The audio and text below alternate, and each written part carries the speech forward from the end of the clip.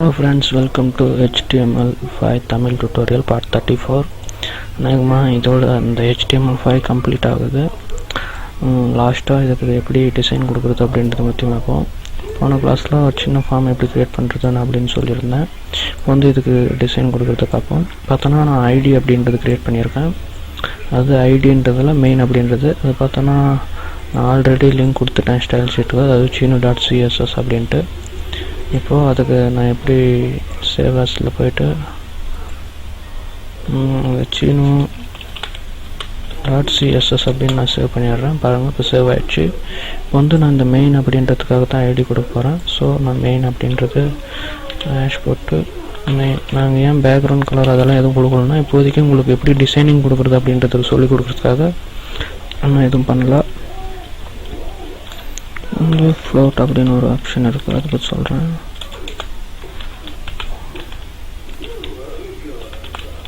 Float left அப்படின்னு நான் கொடுக்குறேன். பேடிங் ஒரு 20 பிக்ஸல் அப்படின்னு கொடுக்குறேன். அப்புறம் பார்டர் பார்த்தோன்னா ஒரு 3 பிக்சல் சாலிட் ரெட் அப்படின்னு நான் கொடுக்குறேன்.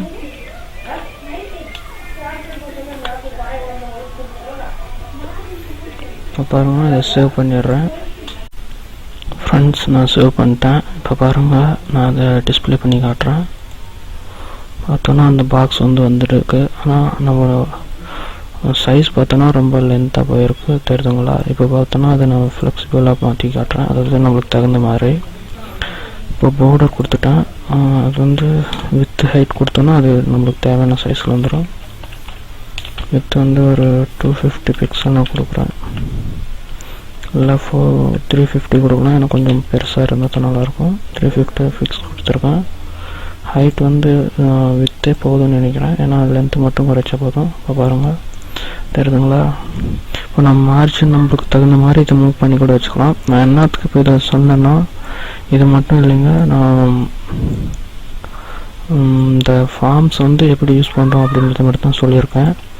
மற்றபடி இதெல்லாம் நான் ஏற்கனவே XHTML சொல்லியிருப்பேன். இந்த அட்வான்ஸ் என்னன்னு பார்த்தோன்னா, எதுக்காக இந்த வெப் ஸ்டோரேஜ் API யூஸ் பண்ணுறாங்க அப்படின்னா, இந்த கீ வேல்யூ அப்படின்றதெல்லாம் நான் ஏன் போட்டு அப்படி எதுவும் சொல்லலை அப்படின்னா, இது பார்த்தோன்னா ரொம்ப அட்வான்ஸ் ஆனது. இப்போ இந்த ஐடி பார்த்தோன்னா 1, 2 அந்த மாதிரியெல்லாம் கொடுத்துருக்கேன். நம்ம ஜாவா ஸ்கிரிப்டில் வச்சு இந்த 1, 2 அப்படின்ற ஐடியை வச்சு நம்ம ரன் பண்ணிட்டோம்னா வச்சுக்கோங்களேன், அது அப்போ உங்களுக்கு புரியும். அதாவது இப்போது நான் எக்ஸாம்பிளுக்கு சொல்லணும்னா, இப்போது ஒரு ஃபேஸ்புக்கே எடுத்துக்கோங்க. நான் ஏற்கனவே சொன்ன மாதிரி இப்போது சேட் பண்ணும்போது கமெண்ட் கொடுக்குறோன்னு வச்சுக்கோங்களேன். ஒரு ஃபோட்டோ பார்த்துட்டு அது அந்த கமெண்டை எழுதிட்டு நம்ம சென்ட் கொடுத்தோன்னே அந்த கமெண்ட் நம்மளுக்கு மேலே அப்லோட் ஆகுது. அதை எப்படி பார்த்து மேக் பண்ணுறாங்கன்னா, இந்த ஜாவா ஸ்கிரிப்டை வச்சு தான். அதெல்லாம் நான் ஒரு HTML5 ப்ராஜெக்ட் அப்படின்ட்டு ஒரு அட்வான்ஸ் யூஸருக்காக போட போகிறேன். உங்களுக்கு இந்த வெப் ஸ்டோரேஜை பற்றி இன்னும் கொஞ்சம் அட்வான்ஸாக தெரிஞ்சுக்கணுன்னா நீங்கள் அதை பாருங்கள். மற்றபடி நார்மலாக நம்ம ஃபார்ம்ஸ் யூஸ் பண்ணுற மாதிரி தான் இதை பற்றி நான் அவ்வளோ ஒன்றும் கேர் எடுத்துக்க தேவையில்லை. நீங்கள் இதுவரையும் பார்த்த HTML5 டுட்டோரியல்ஸை ரீகால் பண்ணி பார்த்தோன்னா, HTML5ல் ஓரளவுக்கு உங்களால் நல்லா க்ரியேட் பண்ண முடியும். அட்வான்ஸ் ஃபங்க்ஷன்ஸ் எல்லாம் நம்ம இன்னும் கொஞ்சம் நல்லா பெஸ்ட்டாக வேணும்னா அதுக்கு நிறைய ப்ராஜெக்டெல்லாம் நீங்கள் செஞ்சு பாருங்கள்.